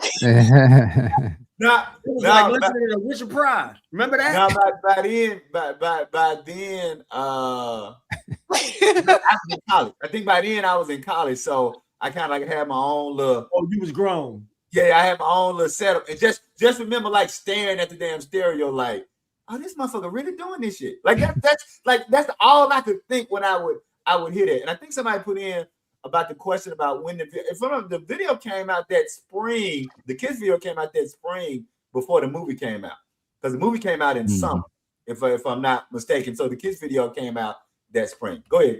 Yeah. All right. So what I was going to do? Oh, I was going to do this. So this is my original 12-inch. I love all of the 12 inches, with the exception of Another Love Hole in Your Head. In terms of, I'm talking about the covers, because it broke with the black and white scheme that we have here. And this is like one of the best 12-inch images ever. So shout out to Laura LaPuma, who Michael Dean interviewed. So if you haven't watched that Michael Dean interview with Laura LaPuma, highly recommend it. Then you flip it over and you got Miss Wendy on the back, which is amazing. And then I also pulled out, and I'm not doing this to flex. To be honest, I'm doing this to remember what I have, because sometimes I forget. This is a history lesson. Keep the history lesson coming. I forgot that there is a picture disc, which is incredible. That's crazy. And then you got your. That's awesome. Yeah, that's the beauty. This is a beauty. See, you were smart. You didn't cut the thing out so you could play it. Oh no. No. So, and one other thing I want to show you really quickly, one of the things I loved about this particular release was that it was black and white. Now, this is before the film came out, Yeah. I didn't, maybe I don't even know if I knew that probably I knew the film was going to be in black and white, but I think it was fantastic that this was black and white. Right. So you got Kiss white side, Lover Money black side. Think about that. Okay. I thought that was like really, really, really cool. I don't think people will really remember. Well, we'll remember, but I don't think people will really understand the real importance of when you put those record things up. You just had the little inner. I don't even know what those are called anymore, but just seeing that alone, it just brings back so many memories of having these 12 inches. I obsess over what it said, the way that it was laid out, just everything about it, just brings back so many memories. We didn't have much back then. You had the picture, like you showed on the cover, and you had these, man. And it was like, these just meant something. To me, it's a feeling. I can just remember being a teenager playing these records over and over. Just seeing that brings it all back. It's just interesting. I don't know if it'd be hard to convey what that feels like. I don't know if there's something today that maybe today they'll think of when they used to doom scroll so much as a kid. Who knows what they're doing 30 years later, but this was our scrolling. Like I would just I would look through my records over and pull it out. Let me listen to this one. So. The beautiful thing about that time and the tyranny, we didn't have the tyranny of choice, right? Right. Mm-hmm. When I got the Another Lover 12-inch, which I still has the plastic on it. Wow. And I had 2 records that I got that summer. I was in Baton Rouge, and I got Robert Palmer's Riptide and that, and I had those with me at my aunt's house in BR, and I just played the record over and over. And when I played it, I closed my eyes. You know what I mean? I could, I could either have the image of the video performance in my head or make up my own thing. That was the beauty. There's a really cool series on YouTube. I don't know the name of it off top, but they talk about like the psychology of Gen X and why Gen Xers are the way that they are. And one of the things that they mentioned was this just kind of being left to your imagination. I can understand that. Yeah. I always think now I was telling my daughter, I'm gonna keep it real quick. My youngest daughter, I was like, okay, when you're not watching the YouTube, I want you to be bored. Because I think the art of boredom is kind of getting lost because there's so many other things you could do, but we was bored back then, and that made us create different shit and figure something out. Because I wasn't just gonna sit there and look at the wall all day. So I'll either go outside or I'm gonna sit here and figure, what's Prince gonna do? Maybe I can do some music, or let me try my painting or something. It just made us become creative. And I think the art of being bored is almost got to instill that into people. I'll find something for you to do. Right. Right. I'll find something for you to do. You didn't want, because you can go out there and cut them grass and do all these dishes, or you can go something together. I love this comment from Tanja. That's where creativity lives. And Dre Dancer said they saw that Ted. Ted, you're gonna have to share that with me. I would love to watch that YouTube series. There's a couple of comments that I want to make sure I make time for, and this one was posted at the beginning, but then I got a follow-up one that I saved it. Okay. So Scott said, because of last week's episode, I listened to the Jill Jones album. That's what I'm talking about. Thank you, because I wanted to come back to this. Violet Blue. Yes, and I agree with you, should be off the album, and maybe if I could get your attention to replace. I thought that was a really interesting replacement for With You, which went to Taja. Go ahead, Lee. So leave it up. So I'm gonna disagree, but I'm gonna agree. Okay. Remember, I've told you that one of the things I love about this podcast is that y'all make me go back and listen to albums. Mm-hmm. I was tripping last week. I really was. And when I say I was tripping last week, because I was kind of lukewarm, and then I went back and I remember like, oh fuck, I did listen to Jill. It came out in 80. Like there was nothing on that album I didn't like. And what I liked about, because I had to go back and re-listen to it, this is the blues got me coming out. I like the fact that Jill's version of With You is a very bluesy version. Oh yeah. So if you don't like the blues, I get if you don't like the blues or you hearing it, I can understand why you wouldn't like it. One, also because we all kind of agreed on we don't like covers. At least we didn't want to cover. We want a new song. So yes. I didn't want to cover. But what I liked about With You is that it was again another nod that my favorite artist was into the blues. I also forgot how much I really love My Man. Mm-hmm. I was like, so again, just like I said, y'all have reclaimed some of the Apollonia 6 album for me because I had one song off that and I was like done with it. So y'all Which song? Oh, Sex Shooter was the only one I liked. Like Sex Shooter was that song was that album was hot like fish grease. Right, that was it. But like for the love for all these years, and then when we get back to it, and I went back and I went like, oh damn. Like so now I'm up to 3 or 4 songs off the Apollonia 6 album as opposed to just one. And then going back, and like I said, and now going back from last week and just listening to it, I'm gonna be honest with you. Remembering now, and it makes you wonder, maybe y'all can speak to this too.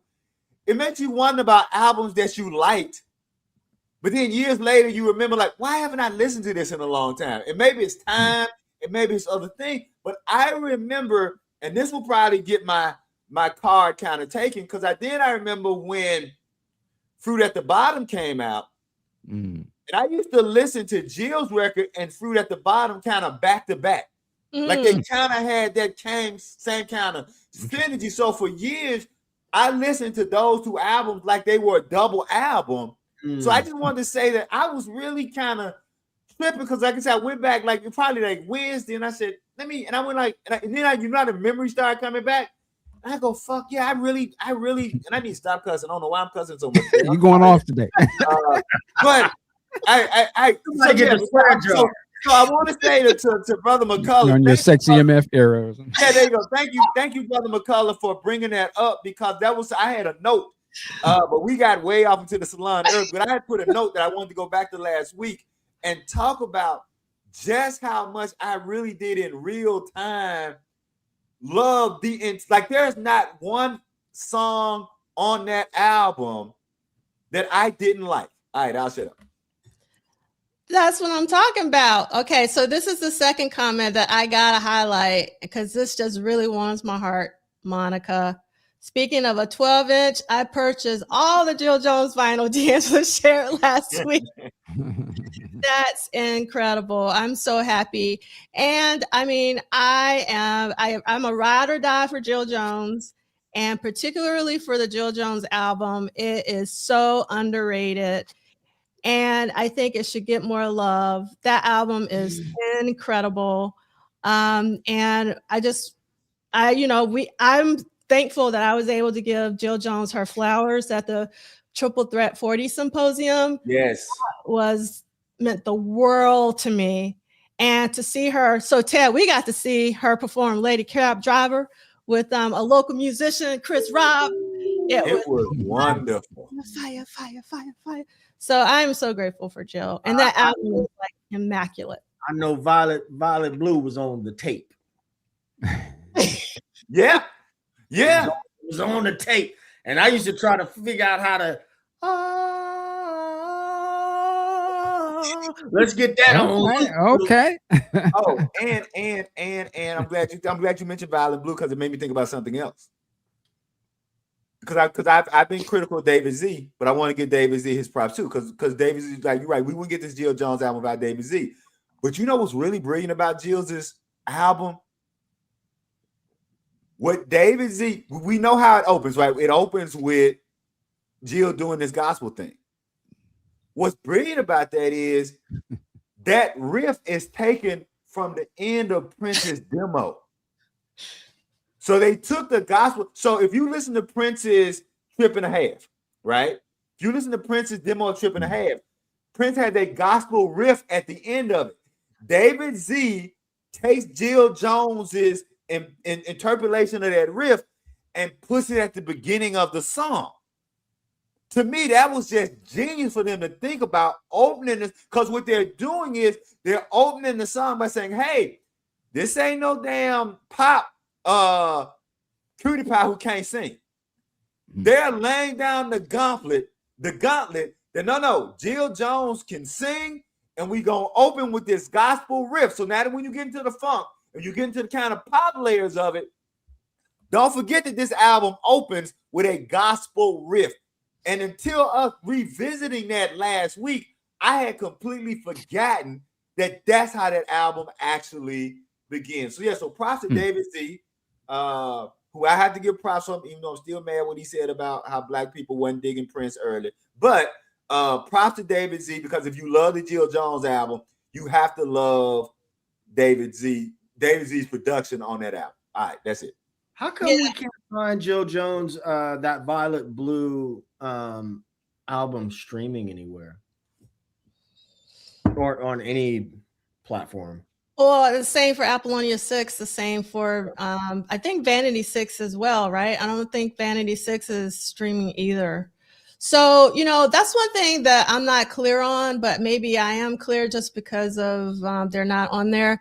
So when Prince got his masters back, I'm thinking he only got the Prince masters back. I don't think he got Vanity 6, the time, and all of that. That's what I want to know, like Apollonia 6, like who owns that? So if Warner Brothers still owns the masters to Jill Jones, the family, Madhouse, like all the non-Prince stuff, I'm curious, like who owns the copyright right now? I don't know if the estate has that or if it's Warner Brothers. Scott saying you could stream it on YouTube Music. Interesting. And you? I think YouTube Music is playing YouTube videos through that. So when people upload those songs, right? Yeah. I think the only Paisley Park stuff aside from Prince is Sheila E. That's on streaming, and then the Time albums. But all the other associated albums are not on streaming for whatever reason. Nope. And you got to go back and listen to that Apollonia 6 album, though, Celie. No, I did. Like I said, they've got me up from one song to I think 3 or 4. I know it's Blue Limousine. Million Miles got to be in that lineup. Yeah, Million Miles. Yeah, Million Miles, Blue Limousine, and now Sex Shooter. And y'all got me up because, like I said, I was like one and done. I was like a college basketball player. I was one and done. But this platform has made. That's what I really loved about it. So I wanted to say that talking about Jill's album last week made me go back to it and made me realize, like, no, I really dug this. And to Brother Bernay's point, yes, Brother Bernay, you are correct. And don't forget that Ray Charles actually did a whole country album. So yes, it wasn't just blues and country and that connection. Ray Charles it's a really great album. Ray Charles sings country. It's a really great album. That's it. Since we on that, since real fast, and since it's Black History Month, all American music is Black music. Just want to say that. Don't get no argument from me. My Willie D slow clap. All of it. All of it. Country, all of it is Black music. All that.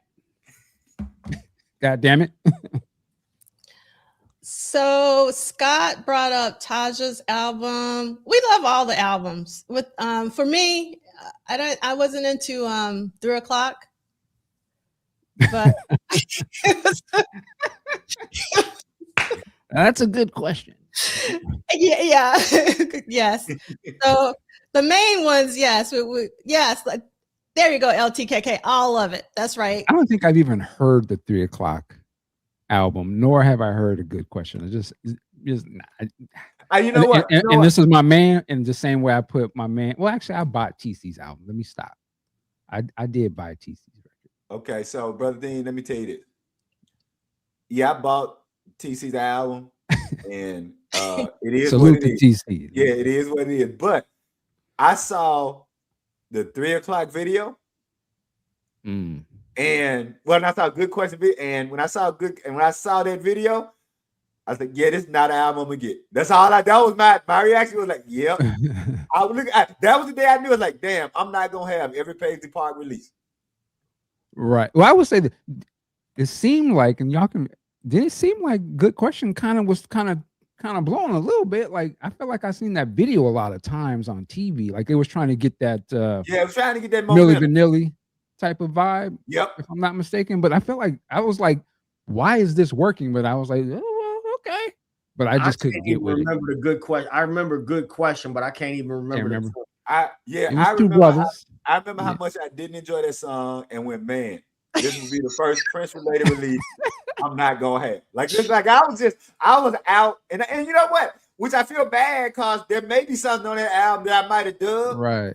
But from that one song, I was like, nah, I'm out. And to Nick Felton, I love Tony Lamons' album. Like, I play Tony Lamons' album. So I have Tony Lamons' album. I put that up for our timekeeper so she can see that we finished with the reading of the week. we read all our reading. We read all our reading. Sorry, Kim. So I have Del Bozio's album. Why? Because I was a massive, to this day, Missing Persons fan. If you don't know who Missing Persons is, do Googles, as Michael Dean would say. And there is I can't remember what show it is, but there's a show, a live concert on YouTube where Missing Persons is performing.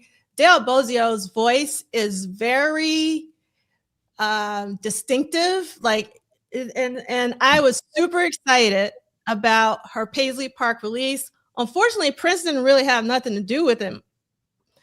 So I was disappointed because I thought that there was going to be like this amazing marriage between Del Bozio and Prince's music, and it didn't happen for me, but I bought it because of Del Bozio.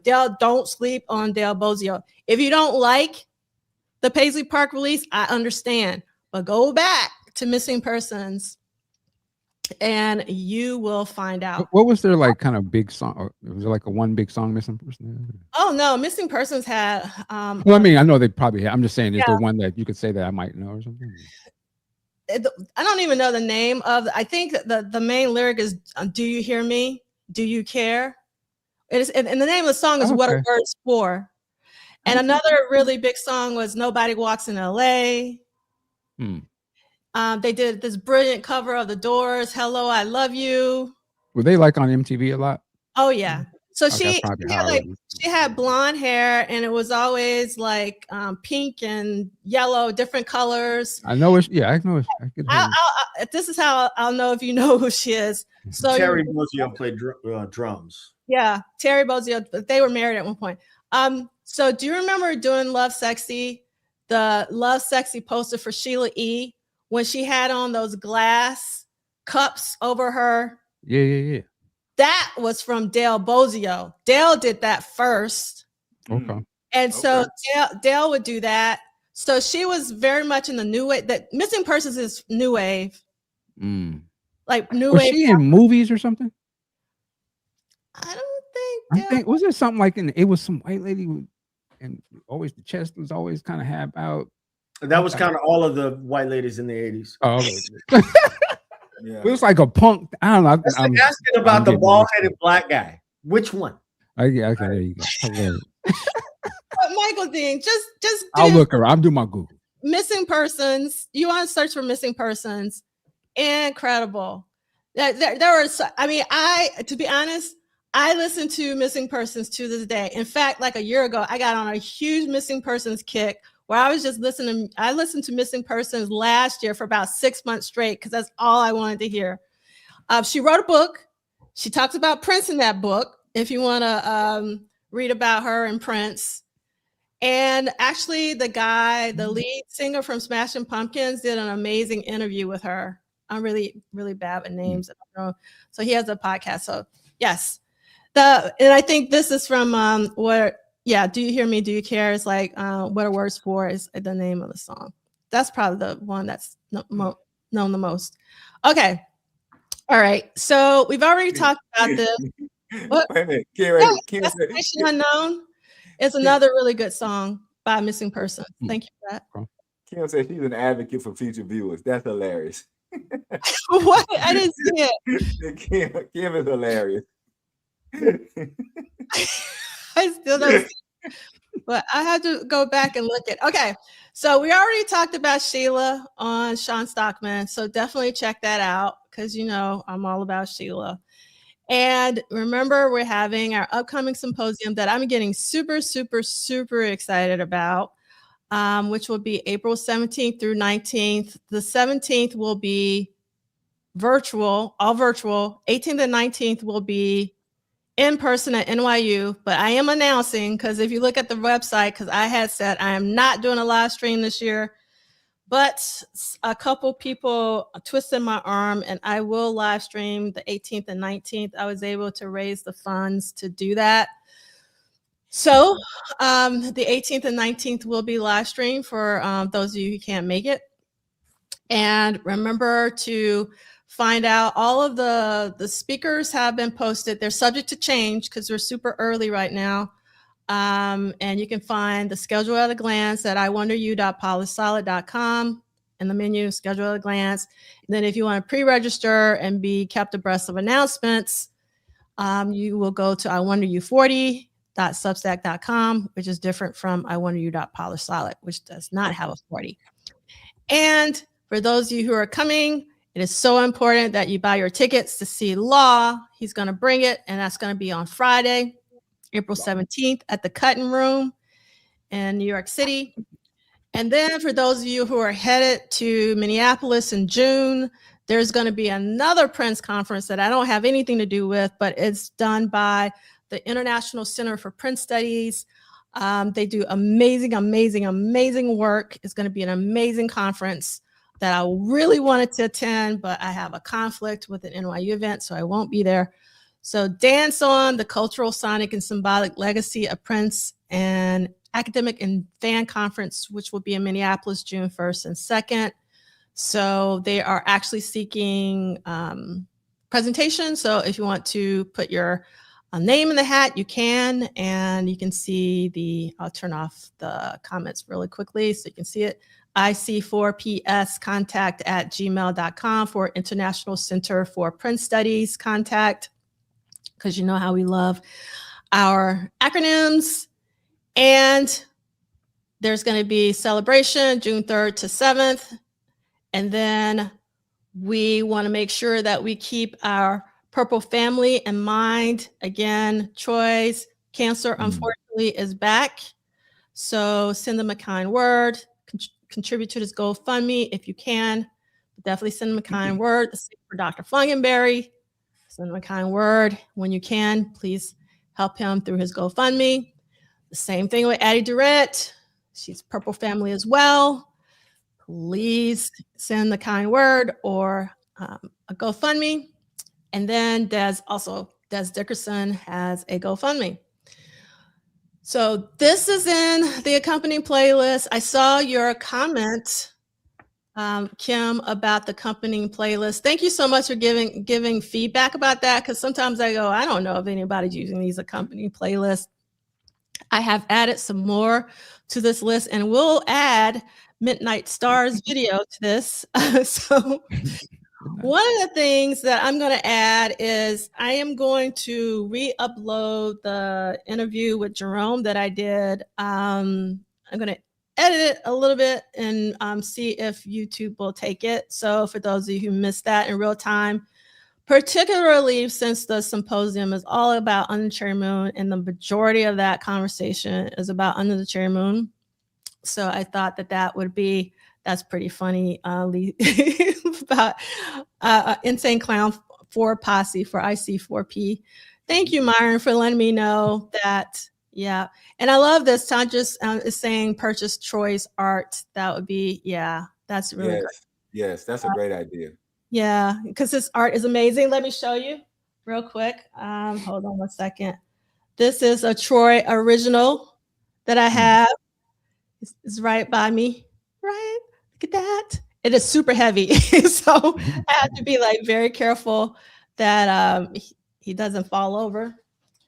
And definitely want to support Troy. And then thank you so much, Drea Dances and Chris Bournet and Christina, everybody. Oh, thank you so much for the love for the talk I did for Dara is amazing. Really love being on the stage with her. Super rare. Okay, so in addition to the accompanying playlist, we also have Ricky's playlist. So if you miss Ricky like I do, I listen to something every week just so I can hear his voice. And so he has his own special playlist, and I will be adding more of the Grown Folks Music podcasts to those as I edit them. And please donate to the Crons and Colitis Foundation in memory of Ricky. And the link is bit.ly/theflesh for the Flesh sessions. And we were reading about that around the time he passed. So that's the reason why I did that. It really stuck with me. And we just, again, want to say that we stand with Minnesota. And if you want to contribute to mutual aid and all of that, there are tons of resources on the standwithminnesota.com. So with that being said, does anyone have any parting words before Michael Dean takes us out? And look at us, Kim. One. Look at that, Kim. 1, 5, 1. You can't say nothing about me. Long live Pretty Ricky. That's all I got to say. Yeah. Pretty Ricky. That's right. Thank y'all. This is always a highlight of my time and my week. And I as I always say, tell somebody you love them, and hug somebody that you want to hug. Let's make sure we do that every day. And I thank each of you on the screen. I thank everybody in the chat. You guys are like, if you know about Black Church Southern Revival, for me, I get to have revival once a week with y'all, and I appreciate y'all. That's it. Yes, and just before we head out, yes, I didn't watch the Grammys in real time because I don't do that no more. Like unless Prince is president, I'm not watching a like that kind of show anymore. But I love Bilal doing Untitled. I thought that was a really great choice for him. I really wish he just would have sung all the songs, but I am AAA Bilal fan, so that's just me. And to the people who got here late, if you go back to the beginning of the show, the other three on the screen did talk about the tribute. So you can hear Brother Dean, Brother Ted, and Prof. Duffs talking about this. So if you got here late, go to the beginning of the stream, and they give you the 411, as they say, on the tribute. That's it for me. All right, Michael, take us out. All right. Hey, another great show. Thank you, Ted, for blessing us and coming through, man. Always appreciate you. Celie, every time, all the time. We love you. D'Angela, we love you. We love everything that you do. Thank you for setting this all up. And of course, everybody in the audience. It wouldn't be the show without y'all. So you are the stars as well. You know, and what does this say? Ted, are you teams or Lord? Lordy Lord. You got to be a regular viewer to know that whole thing. You know what I'm saying? So if you don't know, just don't worry about it. Don't worry about it. Handshake. Yeah, there's a lot of lore going on around here. So with that said, working like a job. I guess we'll see y'all next week. Have a good one. Peace.